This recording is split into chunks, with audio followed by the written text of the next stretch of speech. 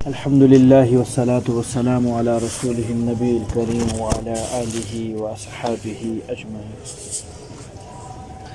اما بعد فاعوذ باللہ من الشیطان الرجیم بسم اللہ الرحمن الرحیم یا ایہا الذین آمنوا ما لکم اذا قیل لکم انفروا فی سبیل اللہ اثاقلتم الى الارض ارضیتم بالحیاة الدنیا من الآخرہ فما متاع الحياة الدنيا في الآخرة إلا قليل إلا تنفروا يعذبكم عذابا عليما ويستبدل قوما غيركم ولا تضروه شيئا والله على كل شيء قدير إلا تنصروه فقد نصره الله إذا أخرجه الذين كفروا ثاني اثنين إذ هما في الغار إذ يقول لصاحبه لا تحزن إن الله معنا فأنزل الله سكينته عليه وأيده بجنود لم تروها وجعل كلمة الذين كفروا السفلى وكلمة الله هي العليا والله عزيز حكيم۔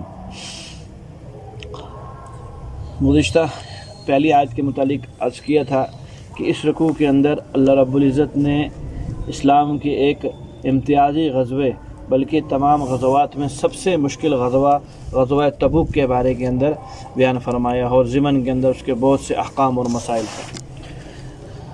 گزشتہ عرض کیا تھا کہ بادشاہ روم ہرقل اس نے ایک 40,000 کی جماعت دیکھ کے مقام تبوک پر بھیج دی تھی۔ مقصود اس کا یہ تھا کہ مکہ مدینہ منورہ کے حالات کچھ خوشگوار نہیں تھے، قحط تھا اور جو رہنے والے صحابہ تھے بڑی آزمائش کے اندر تھے۔ گزشتہ تھوڑا سا خاکہ اس کا بیان کیا تو عرب کے جو حصائی تھے انہوں نے آمادہ کیا اس ہرقل روم کے بادشاہ کو کہ یہ موقع بہت اچھا ہے آپ صلی اللہ علیہ وسلم پر حرکت کرنے کا اور حملہ کرنے کا۔ اس کی وجہ یہ کہ مکہ فتح ہو چکا ہے، حنین فتح ہو چکا ہے، تقریباً عرب کی بڑی بڑی ریاستیں حضور اسلامی حکومت وہاں قائم ہو چکی ہے، آپ صلی اللہ علیہ وسلم کے یہ ماتحت ہیں۔ اب یہ لوگ جو سوچیں گے تو یہ حجاز سے باہر سوچیں گے، اور جو شام ہے یہ قریب لگتا ہے مدینہ کے، تبوک کے بعد اگلی جگہ اگلا نمبر شام کا ہے، تو لہٰذا یہ لوگ وہاں کو آئیں گے، تو ان کے آنے سے پہلے تم ان لوگوں پر حملہ کر دو۔ ہرقل روم نے عرب کے عیسائیوں کی بات مانی اور 40,000 ایک لشکر جرار دے کر، میں نے کہا یہ جو فوج تھی یہ صحابہ جیسی فوج نہیں تھی، عرب جیسے لوگ یہ نہیں تھے، یہ تربیت یافتہ لوگ تھے، یہ اسلحے سے لیس تھے، اور صحابہ نے ایسا مقابلہ اس سے پہلے ایسے لوگوں کے ساتھ کبھی بھی نہیں کیا تھا، یہ ان کا پہلا اتفاق ہونے لگا تھا، تو اس لیے ان کو بڑی امیدیں تھیں کہ ہم غالب آ جائیں گے ان لوگوں کے اوپر۔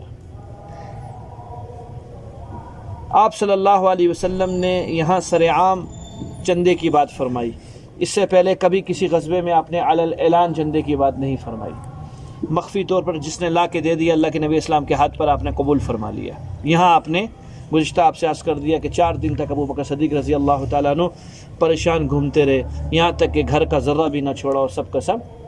تو حضرت عمر رضی اللہ تعالیٰ عنہ خوش ہوئے کہ آج ہمارا کام بنے گا، ہم کامیاب ہوں گے، نکلیں گے، لیکن وہ یہاں بھی بات نہیں بن سکی۔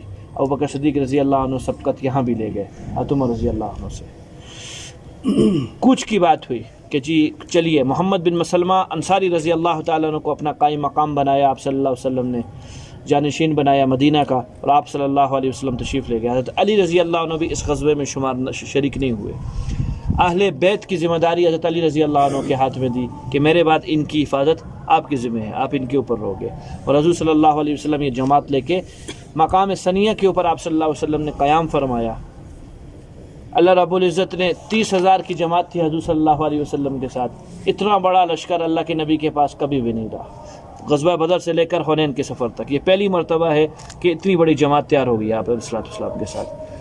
وہ جب جماعت کو انہوں نے دیکھا کہ یہ 30,000 تو مقدمات الجیش ہے، یعنی ابتدائی ان کا حصہ جو آ رہا ہے وہ 30,000 ہے، اللہ جانے پیچھے یہ لوگ کتنی امداد آئے گی ان کی۔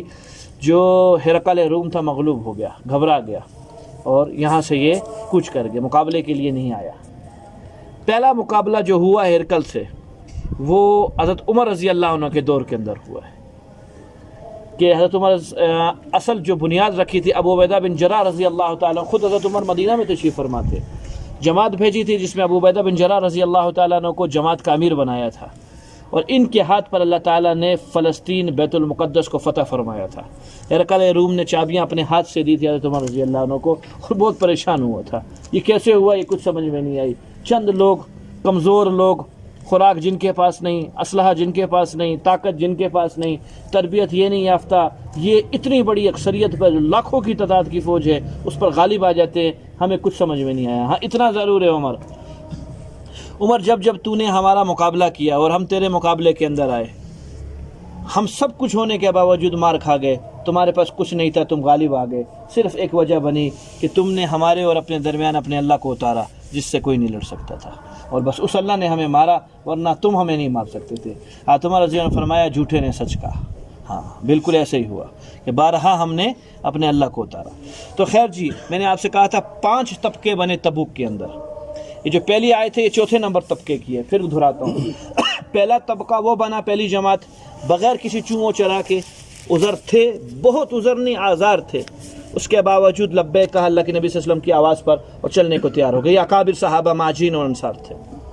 دوسرا طبقہ بنا، پہلے واحلہ کے اندر تردد ہوا، جانا چاہیے نہیں جانا چاہیے، میں نے کہا حالات برے تھے، 2 سالوں کا قرضہ ان احباب کے اوپر، گھروں میں فقر ہے، قحط اتنا آیا ہوا ہے کہ سبز بوٹی مدینہ کے اندر دکھائی نہیں دیتی ہے، جانور خوش ہو کے ختم ہو چکے ہیں، اگر اور فصل تیار ہے، اگر یہ فصل کٹتی ہے تو چند قرضے بھی اتر جائیں گے اور کچھ آگے کے لیے بھی ذخیرہ ہو جائے گا۔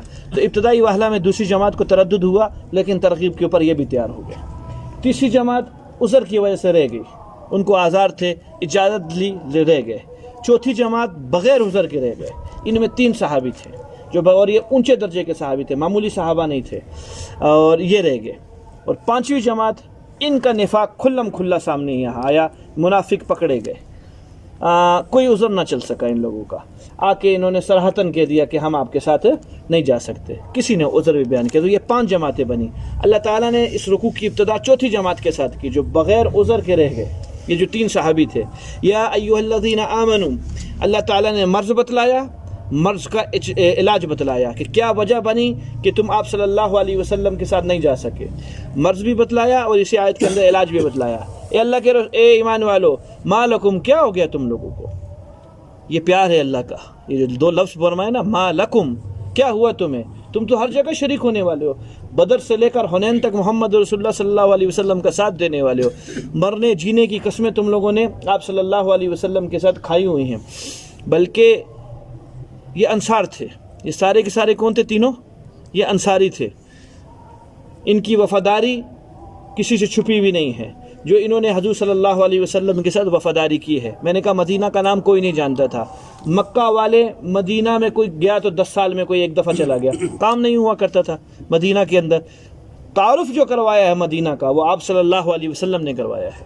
مدینہ جو بابرکت ہوا ہے وہ آپ صلی اللہ علیہ وسلم کی برکت سے ہوا ہے، اور مدینہ میں آپ علیہ السلام کو لانے والے یا انصار لوگ ہیں جنہوں نے حضور صلی اللہ علیہ وسلم ہر غزوے کے اندر، بدر سے شروع کرو، بدر سے لے کر آخری حنین تک، اس تبوک سے پہلے تھا، حضرت باقیوں کی تعداد مہاجرین کی 2 سے 4 شہیدوں کی ہوتی تھی، اور ان انصاریوں کی تعداد 70 80 شہید ہونے والے یہ تھے، تعداد میں اکثریت ان کی ہوا کرتی تھی، اور پہلے محاذ میں مہاجرین بھائیوں کو پیچھے رکھتے تھے، اپنی جان دیتے تھے، خود آگے جاتے تھے، ہر جگہ یہی ہوا۔ پوری بات کر لوں پھر اس آیت کی تشریح کرتا ہوں۔ جب اللہ تعالیٰ نے اللہ کے نبی اسلام کی برکت سے، اپنی رحمت سے مکہ کو فتح فرمایا تو بیت عام ہونا لگ گئی، جوگ در جوگ، جس کو قرآن نے فرمایا وَرَأَيْتَ النَّاسَ يَدْخُلُونَ فِي دِينِ اللَّهِ أَفْوَاجًا، آپ دیکھیں گے نبی جی ابھی لوگ فوج در فوج اسلام میں داخل ہوں گے، اور وہ ہوا۔ اتنا ہو گیا کہ آپ صلی اللہ علیہ وسلم کو تھکاوٹ محسوس ہونا شروع ہو گئی کہ اتنے بہت لوگ ہیں، سب سے بیعت کرنی ہے، سب کو اسلام قبول کرنا ہے۔ ایک جگہ حضرت عمر رضی اللہ عنہ کو اپنے قریب بٹھلا دیا، جس نے عمر سے بیعت کر لی اس نے مجھ سے بیعت کر لی، عمر تم بھی سنبھالو ان کو تھوڑا۔ اتنے کے اندر اللہ کے نبی صلی اللہ علیہ وسلم کو رونے کی آوازیں آتی ہے، کوئی لوگ رو رہے ہیں، اور یہ تھوڑے نہیں ہیں، یہ کوئی کثیر تعداد کے اندر رونے کی آواز ہے، یہ پتہ نہیں کیا ہے، یہ کون ہے؟ حضرت عمر رضی اللہ عنہ کو تحقیق کے لیے بھیجا، تو کالی پگڑیوں والے بیٹھے روئی جائیں اور درخت کے نیچے، کوئی درخت کے اوپر چڑھا ہوا ہے، کوئی درخت کے نیچے بیٹھا ہوا ہے، کوئی کھڑا ہے، کوئی لیٹا ہے، رو رہے ہیں۔ یہ سب کے سب انصار تھے، ان میں ایک بھی مہاجر نہیں تھا۔ ماذا حدث بکم، تم لوگوں کو کون سی مصیبت نے آن گھیرا؟ آج تو خوشی کا دن ہے، اللہ تعالیٰ نے اللہ کے نبی کی مراد کو پورا فرما دیا، مکہ فتح ہو گیا۔ رونے کی وجہ کہا کہ عمر جاؤ، یہ ہمارے آپس کا مسئلہ، نہیں بتلائی وجہ حضرت عمر رضی اللہ عنہ کو۔ اللہ کے نبی اسلام کا حضرت عمر رضی اللہ عنہ نے آ کے عرض کیا رسول اللہ، وجہ نہیں بتلائی، فرمایا فلاں مقام کے اوپر ان انصار کو جمع کرو، ایک بھی مہاجر نہیں آئے، میں آؤں گا۔ اللہ کے نبی صلی اللہ علیہ وسلم تشریف لے کے گئے، وجہ کیا بنی؟ تو سعد بن عبادہ رضی اللہ تعالیٰ عنہ کھڑے ہوئے، کہا یا رسول اللہ ہمارے ترجمان ہم میں نہیں ہیں۔ سعد بن معاذ رضی اللہ عنہ خندق کے موقع کے بعد بنو قریظہ کا فیصلہ کرنے کے بعد شہید ہو گئے، فلاں موقع کے اوپر شہید ہو گیا، میں ان کا ایک ترجمان کھڑا ہوں آپ کے سامنے۔ لمبی چوڑی باتیں کی، آپ کا ہم پر احسان ہے، ہم مشرک لوگ تھے، آپ کی برکت سے اسلام لے آئے، ہم لوگ بھائی سے لڑا ہوا تھا، آپ نے سارے قبائل کو یکجا کر کے محبت ڈالی، فلاں کروایا، فلاں زندہ بچیوں کو درگور کرتے تھے، آپ نے یہ کیا، آپ کا احسان، آپ کا احسان، آپ کا احسان۔ آپ صلی اللہ علیہ وسلم سر آپ نے جھکایا ہوا ہے اور آپ کی آنکھوں سے موتیوں کی طرح آنسو بہہ رہے ہیں۔ اس کے بعد کہا خاموش، میرا احسان نہیں تمہارا احسان ہے مجھ پر، میرے کلمے کی تصدیق کرنے والا کوئی بھی نہیں تھا، میرے اپنوں نے مجھ کو جھٹلا دیا، تم لوگوں نے میری تصدیق کی، انہوں نے تکذیب کی، میں بے سہارا تھا، میرا کوئی گھر نہیں تھا، 13 سال مکہ میں مجھے پریشان کیا، ایسا بھی وقت آیا مجھ پر، میں حرم گیا، طواف کی نیت سے گیا، میں نے طواف کے 7 چکر کاٹے، ہر چکر پہ مجھے بے ہوش ہونا پڑا، یعنی مارا مجھے، ایسا بھی وقت مجھ پر آیا، مجھ پر ایسا وقت بھی آیا کہ میری آنکھوں کے ڈیلے باہر آ گئے کہ ابو جہل نے کپڑا میرے گلے کے اندر باندھا، ایسی میری حالت آئی، مجھ پر ایسا وقت بھی آیا کہ میں چرپائی پہ الٹا لیٹا ہوا، میری گھر والی اماں عائشہ نے مجھ سے پوچھا کہ یا رسول اللہ عادت شریفہ الٹا لیٹنے کی نہیں ہے، کوئی خاص بات ہے؟ کہا عائشہ پیٹ میں اتنی تکلیف ہے بھوک کی وجہ سے کہ میں سیدھا نہیں ہو سک رہا، میں اس لیے الٹا لیٹا، مجھ پہ یہ حالات گزرے، تم لوگوں نے میرا سہالہ دیا، تو میں تمہارے ساتھ۔ حضرت سعد بن معاذ رضی اللہ عنہ آخر میں یہ فرمایا تھا سعد بن عبادہ رضی اللہ عنہ نے، یا رسول اللہ مکہ فتح ہو گیا، یہ آپ کا آبائی گاؤں ہے، آبائی علاقہ ہے، آپ مدینہ چھوڑ کے مکہ تشریف لے آؤ گے، یا رسول اللہ جب بھی آپ کو ہماری ضرورت پڑے گی، ہمارا آخری قطرہ خون آپ کے لیے وقف ہے، وہ دیکھ کے ہم اللہ کے پاس جائیں گے۔ اللہ کے نبی صلی اللہ علیہ وسلم نے یہاں صراحتاً اعلان فرمایا کہ میرا آج کے بعد مکہ اصلی گاؤں نہیں ہے، میرا مدینہ اصلی گاؤں ہے، مکہ آؤں گا مسافر بن کے آیا کروں گا، مدینہ میرا آبائی گاؤں بنے گا، وطن اصلی مدینہ بنے گا، مکہ میرا وطن اقامت بنے گا، 15 دن سے اوپر کی نیت کروں گا، پھر یہ میرے لیے اقامت کی شکل ہو جائے گی۔ یہ کہ صحابہ خوش ہوئے۔ پھر فرمایا حنین کے جب جیرانہ پہ حنین کی مال غنیمت تقسیم ہوئی تو اللہ تعالیٰ نے، اللہ کے نبی صلی اللہ علیہ وسلم نے مہاجرین کو تھوڑا زیادہ دے دیا۔ نئے خون والوں نے کوئی سوال کیا کہ مہاجرین کو زیادہ مل گیا، انصار کو کم مل گیا، آپ اسلام نے پھر محبت بھرے الفاظ کہے، تم اس پہ خوش نہیں کہ مہاجرین بھیڑ بکریاں اور دنیا کا متاع لے کے جائیں اور انصار محمد رسول اللہ صلی اللہ علیہ وسلم کو اپنے گھر لے کر جائیں، تو سارے صحابہ خوش ہوئے۔ تو اس میں 3 صحابی جو تھے وہ انصاری رہ گئے تھے۔ اللہ نے فرمایا ما لکم، تمہیں کیا ہوا ہے، تم تو جان دینے والے ہو، پہلی صف میں لڑنے والے لوگ ہو۔ اذا قیل لکم انفروا فی سبیل اللہ، جب حکم دیا گیا کہ نکلو اللہ کے راستے کے اندر، استثقلتم الی الارض، تم زمین سے لگ پڑے، یعنی اٹھنے کی جگہ اور چلنے کی جگہ چمٹ گئے زمین کے ساتھ۔ اور رضیتم بالحیات الدنیا من الاخرہ، یہ مرض ہے۔ کیا دنیاوی زندگی زیادہ پسند آ گئی آخرت کے اوپر کہ دنیا کی محبت نے روک لیا؟ یہ 3 حضرات کے عذر کیا تھا؟ کوئی عذر نہیں تھا۔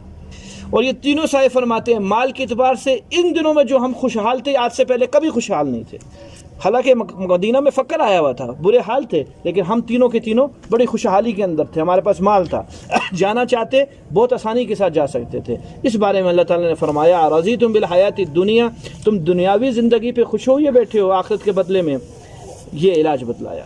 یعنی دنیاوی مرض ہے، دنیا کی محبت کہیں دل میں آ گئی ہے، میں بتاتا ہوں اس کا علاج۔ فما متاع الحیات الدنیا فی الآخرہ، کیا حیثیت رکھتی ہے دنیاوی زندگی آخرت کے بدلے کے اندر؟ الا قلیل، نہ ہونے کے برابر، دنیا کیا نہ ہونے کے برابر، اور آخرت ہمیشہ ہمیشہ کا گھر۔ اس آخرت کو چھوڑ کر دنیا کے اوپر تم تسلی کرے بیٹھے ہو، نہ، اس کے اوپر تسلی نہ کرنا۔ اللہ تعالیٰ نے دنیاوی زندگی کو پھر ایک دفعہ متاع سے تشبیہ دی، میم تالفتہ آئین، غالباً کسی درس کے اندر آپ حضرات سے اس کی میں نے حقیقت کو بیان کیا تھا کہ علامہ قرطبی رحمۃ اللہ علیہ فرماتے ہیں جب قرآن کھولا، قرآن میں دنیا کو بارہا اللہ متاع متاع متاع فرما رہے ہیں، سامان، دنیاوی زندگی کا سامان۔ دل کوئی مطمئن نہیں ہوا کہ اس کا معنی سامان ہو سکتا ہے، سامان سے پھر کیا مراد ہے؟ سامان تو بہت سی چیزیں ہیں، دنیا کی ہر چیز سامان ہے۔ اللہ نے دنیا کو کس چیز سے تشبیہ دی ہے؟ بہت ڈھونڈا اس لفظ کا معنی، عربوں سے معلوم کیا، لغتیں کھولیں، متاع کی حقیقت نہیں پہنچ سکا۔ بادیات، مضافات گاؤں میں گیا عربوں کے کہ وہاں کی زبان ٹھوس ہوتی ہے، ان سے پتہ کروں متاع کا معنی کیا ہے، کسی نے نہیں بتایا۔ آخر نا امید تقریباً ہو گیا، تو ایک دن اسی سفر میں تلاش میں تھا، فجر کی نماز پڑھی، درخت کے نیچے ٹیک لگائی کہ فجر کے بعد تھوڑی تھوڑی جب صبح صادق ہوگی، روشنی ہوئی، تو ایک خیمے سے، خانہ بدوش لوگ تھے، خیمے سے ایک خاتون کی آواز آتی ہے جو اپنی چھوٹی بچی کو کہتی ہے، آتنی المتاع، مجھے متاع دے دے۔ تو میری آنکھیں کھلی اور میں لبکا اس بچی کی طرف، یہ کیا اٹھائے گی جو کہ متاع ہے، جس کو اللہ تعالیٰ متاع فرما رہے ہیں۔ تو کمال ہوا، توے کے اوپر جو راکھ بن جاتی ہے روٹیاں پکانے کی وجہ سے، اس راکھ کو صاف کرنے کے لیے جس کپڑے کو استعمال کرتے ہیں اس کو عربی کے اندر متاع بولتے ہیں۔ اللہ تعالیٰ نے دنیا کو اس چھیتڑے سے تشبیہ دیا، یہ ہے میرے نزدیک چھیتڑا، آپ مجھ سے مانگو میں آپ کو دوں گا، میں آپ سے مانگو آپ مجھ کو، اس کی کیا حیثیت ہے کہ اس چھیتڑوں کی خاطر تم اللہ تعالیٰ کی آخرت کو چھوڑ رہے ہو؟ نہیں ہے۔ دیکھو سیدھی سادھی اللہ نے آگے ان کو بات فرمائی، الا تنفروا، اگر تم نہیں نکلو گے تو دو معاملے ہو جائیں گے جو کہ بہت سخت ہوں گے، یعذبکم عذابا علیما، دردناک عذاب ملے گا۔ ساری نیکیاں ختم ہونے لگی ہیں، بدر سے لے کر حنین تک قربان جان فلان خون پسینے کی بازی لگائی ان لوگوں نے، لیکن فرمایا یعذبکم عذابا علیما، میرے لیے نہیں کیا، سارا اپنے لیے کیا، مجھ پر احسان کیا تم لوگوں نے، دردناک عذاب ملے گا، اور آگے میں کسی کا محتاج نہیں ہوں، تم نہیں کام کرو گے، وَيَسْتَبْدِلْ قَوْمًا غَيْرَكُمْ، تمہارے علاوہ نئے لوگ پیدا کروں گا اور وہ یہ کام کریں گے اور خوشی سے کام کریں گے۔ وَلَا تَضُرُّوهُ شَيْئًا، اور تم اس اللہ کا کوئی نقصان نہ کر سکو گے، اللہ کا کچھ نہ بگاڑ سکو گے اگر اللہ کے راستے میں نہیں نکلو گے، وہ تمہارا فائدہ ہوگا۔ وَاللَّهُ عَلَى كُلِّ شَيْءٍ قَدِيرٌ، اللہ تعالیٰ ایک ایک چیز کے اوپر قادر ہے۔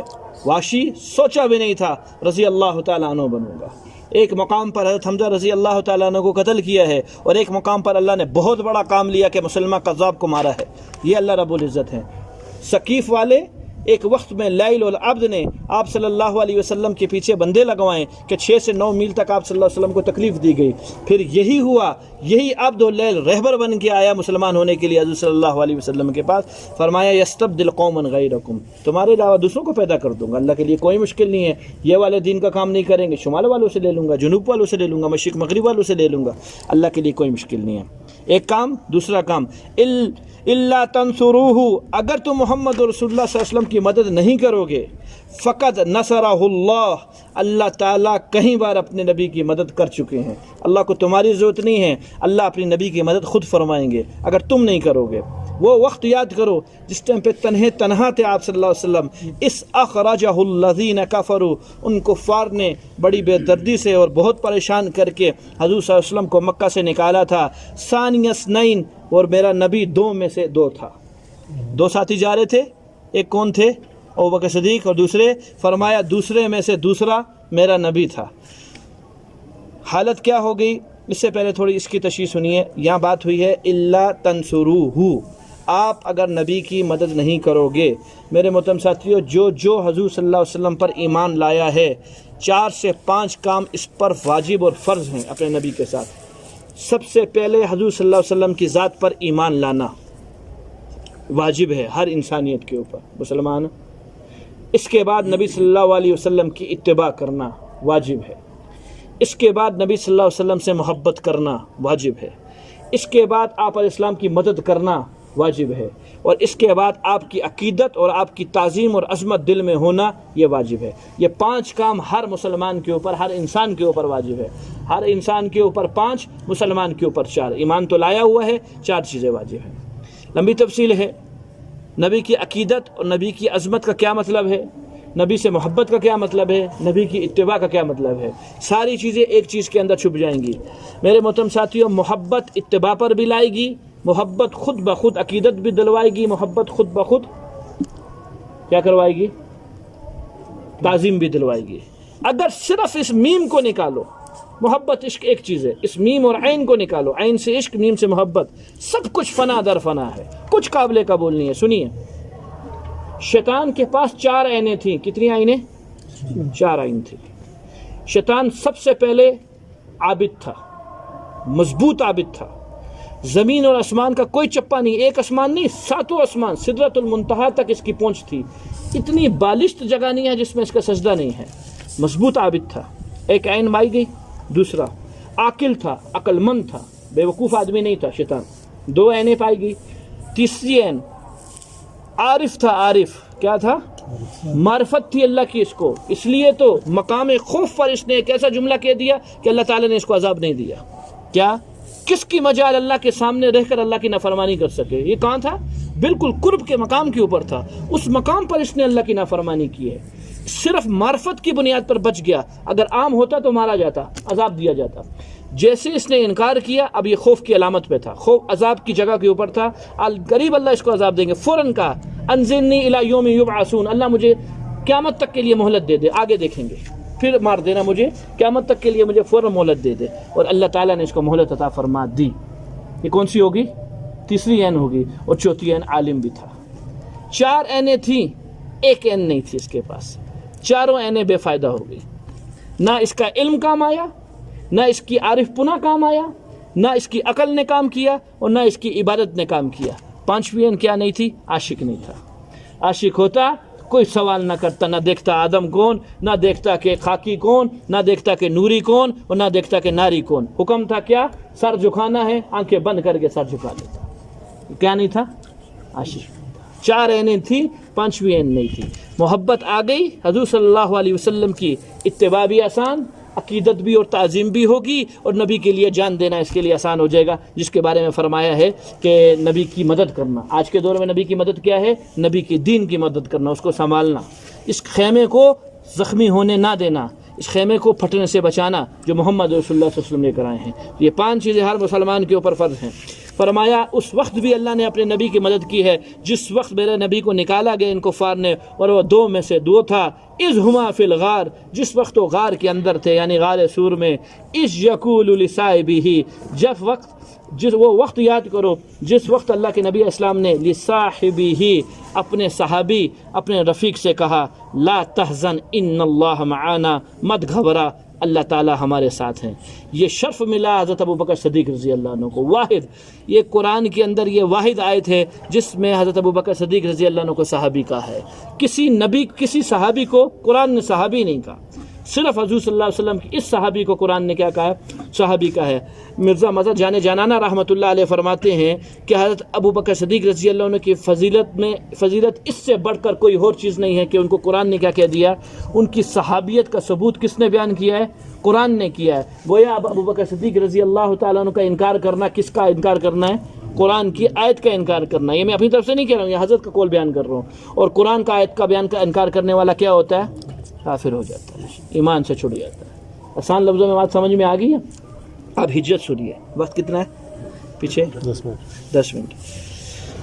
اللہ فرمانے اذ اخرجہ الذین کفروا، جب کافروں نے آپ صلی اللہ علیہ وسلم کو نکالا، حالات تنگ تھے اور خوب سے خوب تر تنگ تھے، 13 سال کی چھپی ہوئی محنت تھی صحابہ آپ صلی اللہ علیہ وسلم کی، 13 سال کی، بڑے رگڑے لگے ہیں صحابہ کو، کچھ حبشہ کی طرف ہجرت کر گئے تھے، آخر حکم ملا۔ اللہ کے نبی اسلام کی حدیث ہے، میں نے خواب میں دیکھا کہ مجھے میری ہجرت گاہ دکھائی گئی، وہ کھجوروں والا علاقہ ہے، سرسبز علاقہ ہے، 2 پہاڑوں کے درمیان ہے، تو میں نے پتہ کیا یہ مقام کون سا ہے، فرمایا یا رسول اللہ یہ مدینہ ہے، یہاں آپ نے تشریف لے کے جانا ہے۔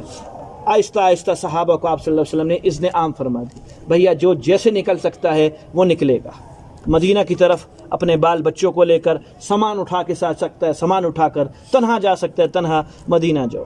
تو لوگ نکلنا شروع ہوئے، ایک اکثریت پہنچ گئی مدینہ۔ ابوبکر صدیق رضی اللہ عنہ نے تیاری کی کہ میں بھی مدینہ کی طرف جاؤں گا، اللہ کے نبی اسلام نے روک لیا، ابوبکر تو نہ جا، تو ہو سکتا ہے مجھ کو بھی اللہ اجازت عطا فرما دیں تو تو اور میں ساتھ جائیں گے۔ کہ میرے سے اس سے بڑی خوش بختی کون سی کہ میں آپ کے ساتھ جاؤں؟ رک گئے۔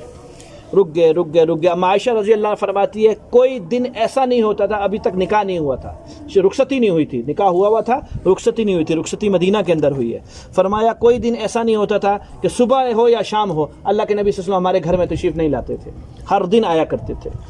تو ایک دن خلاف عادت ہم نے دن کے وقت میں دیکھا کہ سر پہ چادر رکھی ہوئی، گرمی شدید تھی، آپ صلی اللہ علیہ وسلم ہمارے گھر تشریف لائے۔ تو ابوبکر صدیق رضی اللہ عنہ ماشاءاللہ فراست والے انسان تھے، فوراً سمجھ گئے کہ یہ جو وقت ہے آپ کے آنے کا نہیں ہے، گرمی کا، ضرور اجازت مل گئی ہے ہجرت کی، اس وجہ سے حضرت تشریف لا رہے ہیں۔ تو فرمایا کہ ہاں اجازت مل گئی ہجرت کی اور ہم جائیں گے۔ کہا حضرت ترتیب کیسے بنے گی؟ آپ اسلام نے فرمایا ہم 3 دن غار سور کے اندر رہیں گے، انتظامات میرے ذمہ ہے۔ بنی وائل کا ایک آدمی تھا جو تھا تو کافر، مسلمان نہیں تھا، یہ بندہ مخفی طریقہ جانتا تھا کہ اس طریقے سے ہم مدینہ ان کو پہنچا سکتے۔ ایک شارع عام تھا اور ایک چھپا ہوا رستہ تھا۔ شارع عام سے اللہ کے نبی صلی اللہ علیہ وسلم نہیں جا سکتے تھے، دشمن تھے۔ کہا یہ میں لے کے جاؤں گا، اور 400 درہم پر یہ بندہ راضی ہوا کہ میں 400 درہم رہوں گا۔ حضرت ابوبکر صدیق رضی اللہ عنہ نے 800 درہم کی 2 اونٹنیاں لی۔ ہجرت وہ موقع ہے جس پر حضرت صلی اللہ علیہ وسلم نے اپنے پیسے خود خرچ کیے ہیں، دوسرے کے پیسے نہیں لینے دیے۔ حضرت ابوبکر صدیق 2 اونٹنیاں لے آئے، 400 درہم کی اپنی، 400 درہم کی آپ اسلام کی۔ فرمایا ابوبکر میں تیری اونٹنی قبول نہیں کرتا الا یہ کہ تم مجھ سے پیسے قبول فرما۔ کہا یا رسول اللہ میرے پیسے آپ کے، میں نہیں لیتا۔ آخر اس پہ راضی ہوئے کہ چل جتنے کی تو نے خریدی ہے اتنے کی مجھے دے دے۔ وہ 400 درہم آپ صلی اللہ علیہ وسلم نے دیے، اونٹنی اپنے پیسوں سے لی کہ ہجرت کس کے پیسوں سے کرے؟ لوگوں کے پیسوں سے نہ کرے، کس کے پیسوں سے کرے؟ اپنے پیسوں سے ہجرت کرے۔ 1 روپے پہ 7 لاکھ کا وعدہ ہے، 1 روپے پہ 7 لاکھ کا وعدہ ہے۔ 1 روپیہ اللہ کے راستے میں لگائے گا، 7 لاکھ روپے خرچ کرنے کا ثواب ملے گا 1 روپے پہ۔ تو یہاں اللہ کے نبی صلی اللہ علیہ وسلم عامر بن فہیرہ غلام ہے ابوبکر صدیق رضی اللہ عنہ کی، ان کے ذمہ لگا 3 دن تک خوراک غار سور میں تم پہنچاؤ گے۔ حضرت آسمہ رضی اللہ تعالیٰ عنہ بیٹی ہیں ابوبکر صدیق رضی اللہ عنہ کی، یہ سارا کھانا تیار کر کے پہنچائیں گی۔ اور عبداللہ حضرت ابوبکر صدیق رضی اللہ عنہ کے بیٹے ہیں، رات دن سارا ان میں پھرو، جو یہ کفار باتیں کرتے ہیں رات کو آ کے ہمیں وہ سناؤ گے۔ یوں ترتیب بنی اور آپ صلی اللہ علیہ وسلم بیت اللہ کے پاس سے رخصت ہوتے ہوئے تشریف لے کر گئے۔ حالت غیر تھی اللہ کے نبی صلی اللہ علیہ وسلم کی کہ آپ کی ہچکیاں بندھی ہوئی تھیں اور مڑ مڑ کے بار بار بیت اللہ کو دیکھتے تھے، مڑ مڑ کے بیت اللہ کو دیکھتے تھے۔ اور آخری جملہ آپ کی زبان اطہر سے یہ نکلا کہ ابو بکر آج تو ان ظالموں نے ہم سے بیت اللہ بھی چھین لیا، ابھی ہم بیت اللہ کے بھی نہیں رہے۔ تو اللہ نے پھر قرآن اتارا، نہیں ایسی بات نہیں ہے، اللہ ضرور تمہیں ایک دن واپسی لے کر آئے گا۔ اور یہ قرآن کی آیت 21 سال کے بعد، 13 سال تو خیر پیچھے گزار چکے تھے، 8 سال کے بعد پوری ہو گئی۔ اللہ کے نبی کے ہاتھ پہ بیت اللہ فتح ہو گیا۔ غار سور میں 3 دن رہے۔ حالت کیا تھی؟ حضرت حضور صلی اللہ علیہ وسلم خود فرماتے ہیں جیسے ہی گھر سے نکلا تو ابو جہل سامنے۔ اللہ تعالیٰ نے ابو جہل کی آنکھوں میں مٹی اور اندھیرا ڈالا، نہ وہ مجھے دیکھ سکتا تھا نہ میرے رستے کو دیکھ سکتا تھا، اس کے سامنے سے ہو کر میں گیا۔ حضرت علی رضی اللہ تعالیٰ عنہ میرے پیچھے امانتوں کے لیے، حفاظت کے لیے امانتیں لوٹاؤ اور پھر واپسی پہ آنا۔ اس حالت میں حضور صلی اللہ علیہ وسلم غار سور میں پہنچے۔ کنانی ایک آدمی تھا جو پاؤں شناس تھا، پاؤں سے جانتا تھا بندہ کہاں پہنچا ہے۔ غار سور کے منہ تک پہنچتا ہے، آگے سمجھ میں نہیں آتی ہے اس طرف گئے ہیں یا اس طرف گئے ہیں، آگے قدموں کے نشان نہیں ہیں۔ ایک گھونسلہ ہے، کبوتری انڈے دے چکی ہے۔ امیہ بن خلف نے کہا یہ تو پتہ نہیں کتنے سالوں، یہ تو محمد کی پیدائش سے پہلے کے یہ کبوتر ہیں، اور یہ جالے جو بنے ہوئے ہیں یہ اس کے نہیں، اگر وہ اندر جائیں تو یہ جالے توڑ کے جائیں، یہ جالا ثابت ہے۔ اللہ تعالیٰ نے حفاظت فرمائی کبوتریوں سے۔ روایات کے اندر آتا ہے یہی 2 کبوتریاں پھر حرم کے اندر آئی، انہوں نے بچے دیے۔ آج حرم میں جتنے کبوتر ہیں سب ان کے اولاد ہیں، اللہ تعالیٰ نے ان سے کام لیا۔ جب یہ سر کے اوپر آئے، یہ جو آیت آئی ہے اس طور پہ، اذ ہما فی الغار، جب یہ دونوں غار کے اندر تھے یعنی غار سور میں تھے، اذ یقول لصاحبہ، اور جیسی وہ آئے تو کہا ابو بکر صدیق یا رسول اللہ ہم پکڑے گئے، وہ آ گئے، یہ سر کے اوپر کھڑے ہیں۔ کتنا حدیث میں آتا ہے 30 گز کا فاصلہ، یہ ہے جی ایک شرع گز، یہ اس ہاتھ کو 30 دفعہ کر لو، اتنا رہ گیا فاصلہ، یعنی دیوار کر لو کہ تھوڑا سا سر اوپر کرتا ہے تو میں اور آپ صلی اللہ علیہ وسلم ابوبکر رضی اللہ عنہ فرماتے نظر آتے ہیں۔ تو اس پر حضور صلی اللہ علیہ وسلم نے جملہ فرمایا لا تحزن، گھبرا مت، ان اللہ معنا، اللہ ہم دونوں کے ساتھ ہے۔ یعنی جو معیت اللہ کی نبی کی اللہ کے ساتھ ہے، وہی معیت اللہ کی حضور ابوبکر صدیق رضی اللہ عنہ، امتی ہو کر اتنا بڑا درجہ کسی کو بھی نہیں ملا۔ اس بات کو یاد کرو، سورہ بنی اسرائیل آئے گی انشاءاللہ 15ویں سپارے کے اندر، جب فرعون پیچھے لگا، آگے سمندر اور پیچھے فرعون کی فوج، یہی سوال کیا تھا قوم نے، بنی اسرائیلیوں نے، گئے ڈبا دیا موسیٰ علیہ السلام، آپ نے آگے موت پیچھے موت، فرمایا لا تحزن ان اللہ معی، اللہ میرے ساتھ ہے، گھبرا مت۔ کیا کہا تھا؟ اللہ میرے ساتھ ہے، وہاں جمع نہیں فرمایا کہ ہم سب کے ساتھ اللہ ہے، میں بچا تم سب بھی بچ جاؤ گے، غم نہیں کرو۔ یہاں میت میں ابوبکر صدیق رضی اللہ تعالیٰ عنہ کو جمع فرمایا۔ یہ بہت بڑی فضیلت ہے ابوبکر صدیق رضی اللہ عنہ کے لیے۔ ایسے تھوڑی میرے محترم ساتھیو یہ انعام ملتے ہیں۔ قرآن صحابی کے ہے، نبی کی معیت جو اللہ کے ساتھ ہے وہی ابو بکر صدیق کے ساتھ ہو، یہ قربانیاں کب ملتی ہے؟ نبوت کے بوجھ کو اٹھانا پڑتا ہے۔ کیا کرتی ہے؟ گزشتہ عرض کیا تھا کندھے پر اٹھا کے لے کر آئے تھے آپ صلی اللہ علیہ وسلم کو، اور حضرت 2 سال بڑے تھے۔ ابو بکر صدیق رضی اللہ عنہ سے حضرت صلی اللہ علیہ وسلم کتنے سال بڑے تھے؟ 2 سال بڑے تھے، اور پھر آگے جا کر اپنا سب کچھ پھاڑا ہے، جہاں جہاں سوراخ ملے غار کے اندر، وہ بیٹھک تو تھی نہیں کسی کی، نہ ہی رہائش کی جگہ تھی، تو سوراخوں کو اپنے کپڑوں سے پھاڑ کے اس پیوندوں سے اس کو سیا ہے۔ آخر جب جگہ خالی رہ گئی تو اپنے دونوں قدم ان 2 سوراخوں میں رکھے ہیں، اور پھر سانپ نے ڈسا ہے، اور اللہ کے نبی صلی اللہ علیہ وسلم کے ان کی ران پر حضرت کی رخسار تھی، حضرت کا چہرہ تھا، اور جب یہاں سے آنسو نکلے ہیں تو حضرت کے چہرے پہ گرے ہیں۔ ابو بکر کیا ہوا؟ کہ یا رسول اللہ کسی چیز سے کیڑے میڑے موذی چیز نے کاٹا ہے، دیکھا تو سانپ کاٹ کر گیا ہے۔ اتنی قربانیوں کے بعد پھر اللہ تعالیٰ یہ چیزیں عطا فرماتے ہیں۔ گزشتہ عرض کیا 40,000 درم دینار کا مالک تھا یہ بندہ جب مسلمان ہوا ہے، اور جس ٹائم پہ ہجرت کے لیے جا رہے تھے، ہجرت کو چھوڑیے، ہجرت کے وقت میں 5,000 درم رہ گئے تھے، اور تبوک کے سفر کے اندر گھر میں کچھ بھی نہیں تھا، فقط سب کچھ لٹایا ہے محمد رسول اللہ صلی اللہ علیہ وسلم، اور کبھی نہیں اظہار کیا کہ میں وہ ہوں جو حضرت آپ کو سارا کچھ کیا ہے، کبھی اظہار نہیں کیا۔ ہر وقت یہی کہا ہے کہ اللہ کے نبی آپ کے توفیل ہم یہاں تک پہنچ گئے، آپ کے توفیل ہم یہاں تک پہنچ گئے۔ فرمایا جب یہ حالت ہوئی تو اللہ کے نبی نے فرمایا نہ گھبراؤ، اللہ ہمارے ساتھ ہے۔ فانزل اللہ سکینۃ علیہ، اللہ تعالیٰ نے ان پر اپنی رحمت کو نازل فرما دی، ایک سکون دل کے اندر بھیج دیا۔ وأیدہ بجنود، اور اللہ نے ایسے لشکروں کے ساتھ ان کی مدد فرمائی، لم تروها، جس کو یہ لوگ دیکھ نہیں سکتے تھے، یعنی فرشتوں کے ذریعے اللہ نے حفاظت فرمائی۔ وجعل کلمۃ الذین کفروا السفلی، اور اللہ نے کفار کی بات کو نچلا کر دیا۔ وکلمۃ اللہ ہی العلیٰ، اور اللہ نے اپنی بات کو اونچا کر دیا۔ واللہ عزیز حکیم، اللہ جو کام کرتے ہیں غالب ہو کر کرتے ہیں، حکیم جو کام کرتے ہیں حکمت سے خالی نہیں کرتے۔ کافروں کا کلمہ کیا تھا کہ ہر حال میں محمد رسول اللہ صلی اللہ علیہ وسلم کو پکڑ کر آپ صلی اللہ علیہ وسلم کو شہید کیا جائے، ان کا کلمہ اللہ نے نیچے کر دیا، اور اپنی نبی کی حفاظت کرنا اللہ نے فرمایا میں نے کرنی تھی، میں نے اپنے کلمے کو بلند فرما دیا۔ بریدہ اسلمی رضی اللہ تعالیٰ عنہ، یہ 8 دن کا سفر ہوا، اللہ کے درمیان میں سراقہ بن مالک بھی ملا تھا، اللہ تعالیٰ نے سراقہ بن مالک کے گھوڑوں کو دھسایا، سراقہ مسلمان ہوا بعد میں جرانہ کے مقام پر آ کر۔ بریدہ اسلمی رضی اللہ عنہ اپنے 70 قبائل کے لوگوں کے ساتھ مل کر حضور صلی اللہ علیہ وسلم کا مدینہ منورہ کے اندر استقبال کیا۔ فاتحانہ طور پر حضور صلی اللہ علیہ وسلم مدینہ پہنچے۔ آخری گزارش، رہبر نے کام کیا دکھلایا؟ جہاں جہاں لوگ ملتے حضور صلی اللہ علیہ وسلم ابو بکر سے، اکثریت لوگ ابو بکر صدیق رضی اللہ عنہ کو جانتے تھے، تاجر تھے، آنا جانا لگا رہتا تھا، حضور صلی اللہ علیہ وسلم کو کوئی نہیں جانتا تھا۔ تو پوچھتے کون؟ اگر یہ تعارف کرواؤں گا نبی ہے تو ان کے خون کے پیچھے لگ جاویں گے۔ فرماتے میرا رہبر ہے۔ کیا فرماتے؟ میرا سمجھنے والا یہ سمجھتا راستہ دکھا رہا ہے کہ یہاں سے وہاں لے جانا ہے، اور وہ اخروی مانا رہتے کہ مجھے آخرت دکھا رہا ہے، اللہ تک پہنچا رہا ہے۔ اس طرح کہتے کہتے مدینہ پہنچے۔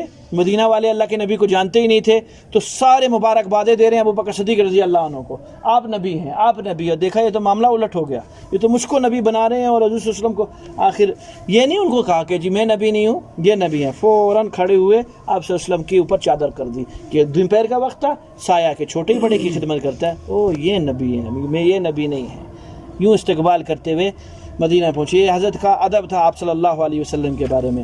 آگے تیسری اور چوتھی جماعت کی باتیں زندگی رہی انشاءاللہ کل۔ اللہم صلی علی محمد وعلی آل محمد وبارک وسلم۔ ربنا آتنا فی الدنیا حسنہ وفی الآخرۃ حسنہ وقنا عذاب النار، آمین۔ اللہ آپ کو بیٹھنا قبول